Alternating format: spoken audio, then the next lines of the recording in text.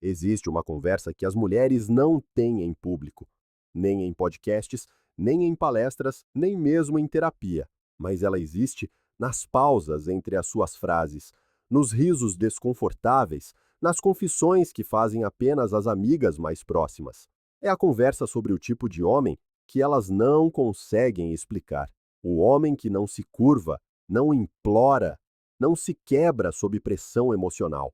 O homem que vê através delas, e esse olhar as inquieta.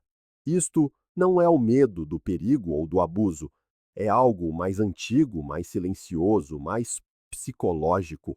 Carl Jung teria chamado a isto o medo do masculino integrado. Um homem que confrontou a sua própria escuridão e emergiu autossuficiente. Ele não foge das suas emoções, mas também não é governado por elas. Ele encontrou a sua sombra, apertou-lhe a mão, e esse aperto de mão deu-lhe liberdade. E essa liberdade, essa autoridade interna, é o que as mulheres não conseguem controlar. Jung acreditava que o que tememos nos outros é, muitas vezes, o que reprimimos em nós mesmos.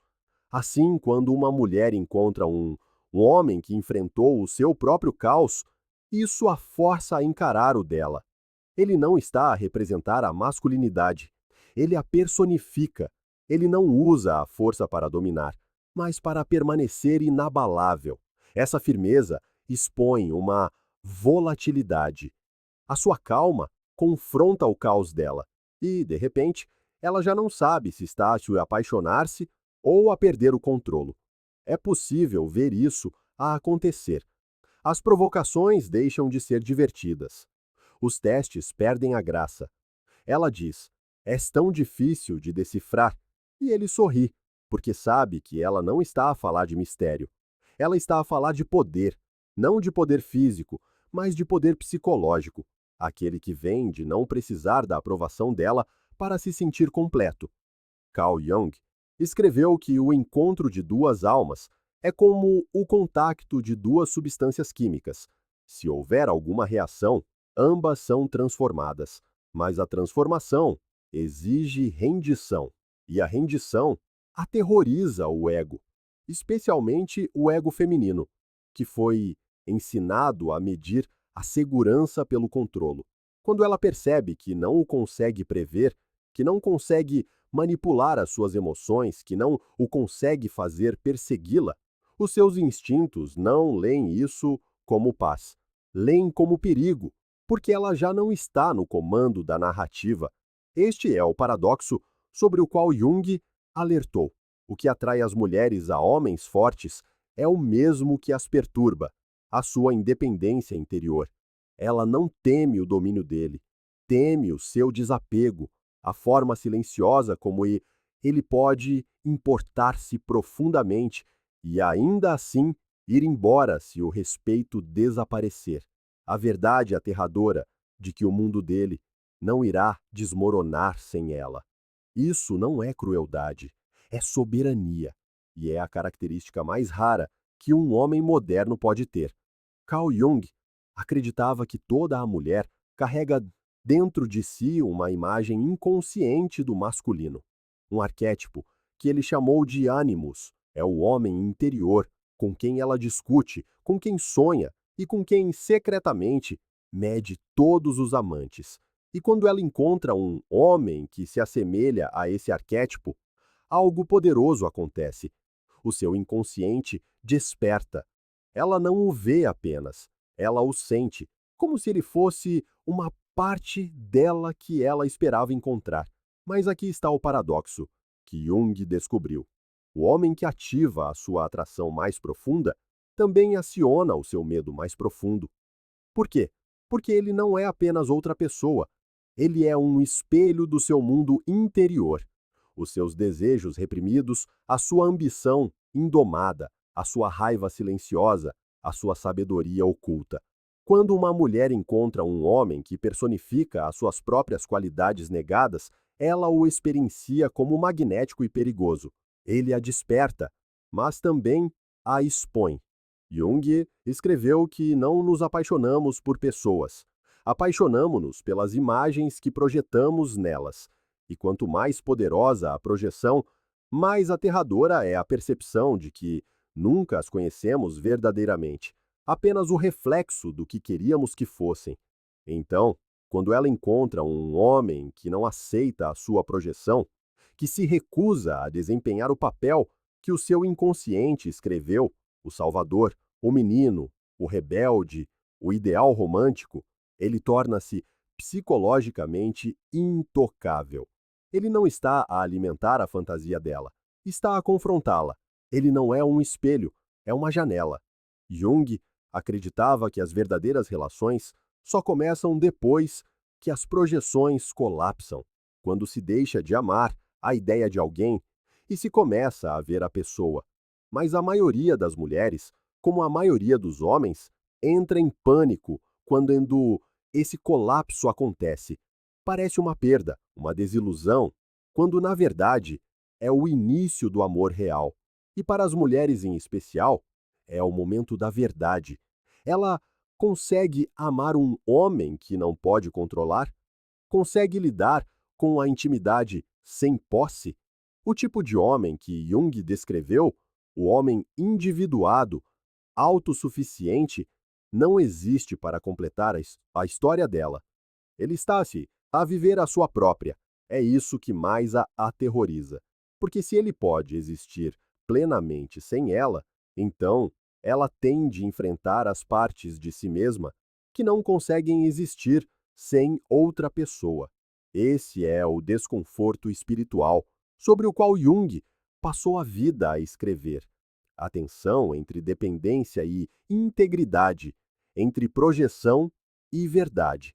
Quando uma mulher encontra um homem que já não dança para obter validação, ela é confrontada com um espelho raro, um que não lisonjeia, não distorce, não se curva para agradar. E nesse espelho, ela finalmente vê aquilo de que tem fugido, o seu próprio eu inacabado. Carl Jung escreveu: toda a gente carrega uma sombra, e quanto menos ela estiver incorporada na vida consciente do indivíduo, mais escura e densa ela é. A maioria das pessoas foge da sua sombra, mas o homem raro, de que Jung falava, aquele que aterroriza as mulheres, não foge. Ele a confronta. Ele não se esconde da sua raiva, da sua luxúria, da sua ambição ou da sua dor. Ele as traz à consciência, integra-as e, ao fazê-lo, torna-se completo. É isso que o torna poderoso, não a perfeição, mas a integração. E é isso que as mulheres sentem quando o encontram. Não charme, não carisma, mas uma energia que é enraizada, autossuficiente, inabalável. Isto é o que Jung entendia por individuação, o processo de se tornar quem realmente se é, não quem o mundo nos treinou para ser. A maioria dos homens suprime a sua sombra para parecer segura ou boa. Eles sorriem demais, explicam-se demais, pedem desculpa com demasiada frequência, trocam a autenticidade pela aceitação. Mas este homem não representa a bondade. Ele entende que um homem que nega a sua escuridão será governado por ela. Ele deixou de fingir. Disciplinou os seus instintos em vez de os negar. É por isso que ele se move de forma diferente, silencioso, certo, deliberado. Para o olhar destreinado, essa calma parece frieza, mas para a mulher intuitiva, parece perigo. Não porque ele a irá magoar, mas porque ele poderia, e escolhe não o fazer. Essa consciência da sua própria força, essa contenção consciente, irradia uma espécie de gravidade masculina, que a cultura moderna não consegue fabricar. Ele não precisa dominar ninguém, porque já se domina a si mesmo. Essa autoconsciência desperta algo antigo nas mulheres, um respeito instintivo misturado com um medo inexplicável. Jung acreditava que a psique feminina reconhece a integração da sombra antes da mente consciente. É por isso que algumas mulheres dizem coisas como: há algo nele que não consigo explicar. O que elas estão a sentir é a sua completude, o equilíbrio entre luz e escuridão, razão e instinto, amor e perigo. Ele não está compartimentado, ele está unificado, e essa unidade lembra do que ela perdeu em si mesma, a conexão com a sua própria natureza instintiva. As mulheres não estão aterrorizadas com a escuridão de um homem. Estão aterrorizadas com o que isso desperta na delas. Um homem que fez as pazes com a sua sombra segura um espelho para a parte dela que ainda está a fingir. Ele expõe as suas máscaras sem sequer tentar. A sua presença fala a questionar o seu sorriso filtrado, a sua persona social, as suas emoções controladas. Ela começa a ver o quanto da sua feminilidade foi curada para sobreviver, não para se expressar. E essa percepção soa à exposição. É por isso que as mulheres testam homens como este. Não se trata de drama, trata-se de segurança. Ela precisa de saber se a calma dele é real ou apenas um disfarce, porque, se for real, ela está diante de algo raro. Um homem que não pode ser abalado pelas suas tempestades, um homem que não precisa de ganhar discussões porque já venceu a si mesmo. A liberdade, na sua forma mais pura, é aterradora para aqueles que não a conquistaram. Um homem que se individuou, que já não procura permissão para existir, irradia uma espécie de autonomia que o mundo não sabe como processar. Para as mulheres, essa autonomia pode ser simultaneamente magnética e desorientadora. Ele não orbita as emoções dela. Não precisa de constante reafirmação. Ele não está a representar a força ou a fingir estar emocionalmente indisponível. Ele é emocionalmente soberano. Ele move-se pelo mundo como alguém que construiu a sua própria gravidade, e essa gravidade atrai os seus instintos. Ela quer estar perto dela, mas também quer entendê-la, descodificá-la, nomeá-la, possuí-la. Mas no momento em que tenta, ela escapa-lhe por entre os dedos, porque o que ela realmente persegue não é ele. É o sentimento que ele evoca, presença sem dependência, afeto sem necessidade, masculinidade sem representação. Jung acreditava que o eu, uma vez descoberto, se torna inabalável. Um homem assim não pode ser possuído, porque ele já não se possui em pedaços. Ele é inteiro. Essa integridade perturba as mulheres que foram ensinadas que o amor significa fundir-se, misturar-se, dissolver-se, porque este homem não se funde, ele encontra, ele não se perde na intimidade, ele expande-se através dela, ele não cai de amores, ele permanece no amor. E é aí que a tensão psicológica começa. Os seus instintos dizem-lhe que, para se conectar, ela deve reivindicar. Mas quanto mais ela tenta reivindicá-lo, mais ela percebe que está a perder algo, a sua ilusão de controlo. Jung dizia que só compreendemos os outros na profundidade em que nos compreendemos a nós mesmos. Portanto, quando uma mulher encontra um homem autorrealizado, ela está muitas vezes a encontrar os limites da sua própria autoconsciência. Se ela construiu a sua identidade em torno da alavancagem emocional, de ser a cuidadora, o prêmio, aquela que é necessária, ela não sabe o que fazer com um homem que não precisa de nada. Ele não está a desvalorizá-la. Ele simplesmente não depende dela. E isso a força a confrontar uma verdade desconfortável. O amor não pode controlar um homem que enfrentou a sua própria alma. Não é o seu desapego que a assusta, é a sua integridade, porque a sua integridade reflete a sua fragmentação. A sua calma expõe a sua volatilidade emocional. A sua autoconfiança destaca a sua insegurança. E quanto mais ela sente este contraste, mais a sua atração se transforma em resistência. Num momento, ela quer aproximar-se, no outro, quer fugir. Isso não é inconsistência. É a psique a lutar com a transformação. Jung diria que ela está a projetar nele o seu potencial não vivido, as partes dela que anseiam por liberdade, direção e soberania espiritual. Ela é atraída por aquilo que poderia ser se parasse de tentar controlar tudo o que teme. Mas, em vez de integrar essa percepção, ela confunde-o com a fonte do seu desequilíbrio e então tenta humilhá-lo, mudá-lo, humanizá-lo, não por malícia, mas por autopreservação. O que ela não percebe é que este tipo de homem não pode ser domado porque ele não está a resistir. Ele não está a rebelar-se contra a sua influência. Ele é simplesmente imune a ela. O seu centro de gravidade é interno. As suas emoções, decisões e paz vêm de dentro, não da validação, aprovação ou afeto. Foi isso que Jung quis dizer quando disse: quem olha para fora sonha, quem olha para dentro desperta. O homem que olhou para dentro está desperto e o despertar não pode ser desfeito. Jung acreditava que quando duas almas despertas se encontram, elas não se apaixonam, elas colidem.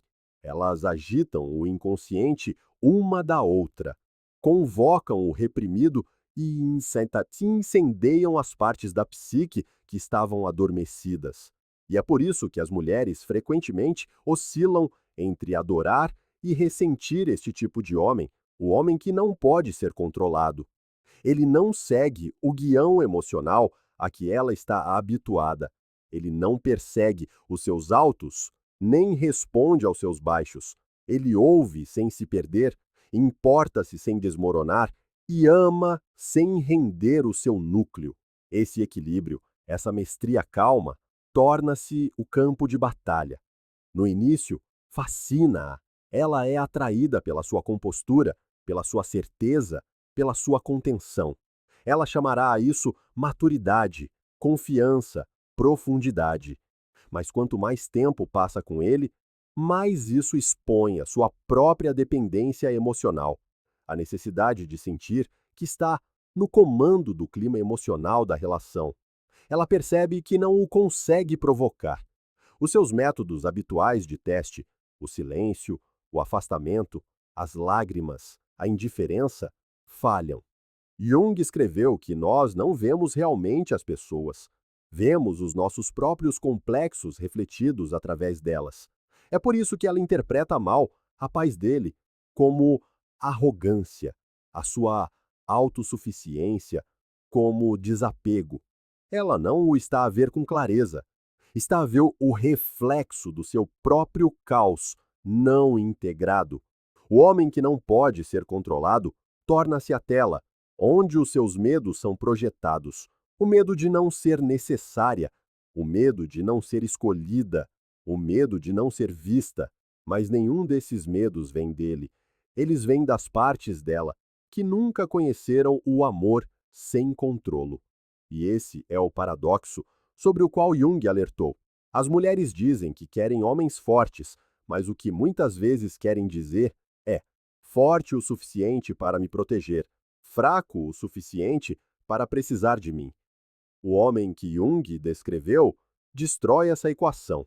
Ele não precisa que ela seja fraca para se sentir poderoso, e não precisa de ser desejado para se sentir completo. Ele oferece parceria, não posse. Isso é libertação. Mas para alguém habituado ao controlo, a libertação parece uma perda, então ela oscilará entre extremos. Num momento, vai romantizá-lo. Ele é diferente dos outros homens. No seguinte, vai patologizá-lo. Ele é emocionalmente indisponível. Porque o ego não sabe como categorizar um homem que existe para além dele. Ele não se encaixa no seu padrão aprendido de empurrar e puxar, de ameaça e recompensa. Ele não alimenta o medo dela.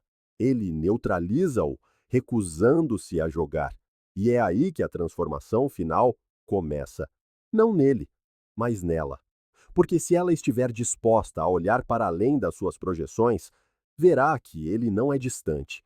Ele está desperto. Ele não está a resistir ao amor, está a proteger a sua verdade.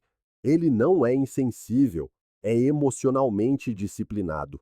O que ela confunde com indiferença é clareza espiritual. O que ela chama de controlo é, na verdade, liberdade. Jung diria que ela está diante de um arquétipo masculino evoluído. Um homem que já não precisa de dominar ou submeter-se, que simplesmente é. E se ela for corajosa o suficiente, perceberá algo profundo. O que a aterrorizava não era a força dele, mas o seu próprio potencial refletido através dele. Porque este homem não é uma jaula, é um espelho. E quando uma mulher finalmente para de tentar controlar esse reflexo e escolhe, em vez disso, enfrentá-lo, ela assume o poder que tanto temia. Essa é a verdade que Jung descobriu. O homem incontrolável não é o seu inimigo, é o seu catalisador. Aquele que a lembra que o amor verdadeiro não é sobre posse, é sobre evolução. Ele não vem para completar a história dela, ele vem para desafiá-la a escrever a sua própria.